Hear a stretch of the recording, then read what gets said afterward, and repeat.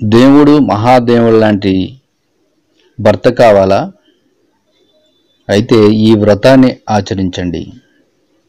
ఇది స్త్రీలకు ప్రత్యేకం. మహాదేవుడు, ముక్కంటి, పరమేశ్వరుడు, ఈశ్వరుడు అంటూ పలు నామాల్లో పిలువబడే ఆదిదేవుడు లాంటి భర్త మీకు లభించాలంటే 16 సోమవారాల పాటు వ్రతం ఆచరించాలని ఆధ్యాత్మిక పండితులు సూచిస్తున్నారు.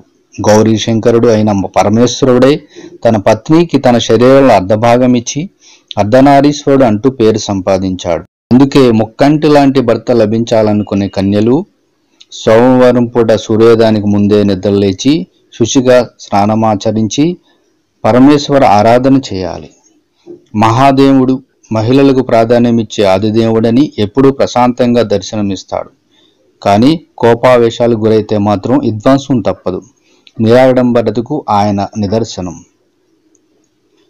భక్తుల కోరికలను తీర్చడంలో ముందుంటాడు. గౌరీదేవి గంగాదేవికి తన శరీరంలో సముచిత స్థానం ఇవ్వడం ద్వారా అలాంటి భర్తనే పొందాలనుకునే కన్యలు సోమవారం పగటిపూట ఉపవాసం ఉండాలి. సాయంత్రం శివుడిని శక్తి కొలది అభిషేకించి అర్చించాలి.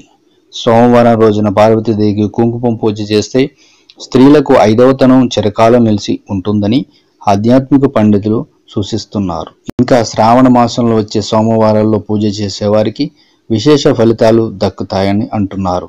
శ్రావణ సోమవారం నాడు సాక్షాత్తు విష్ణుమూర్తి కూడా శివారాధన చేస్తాడట.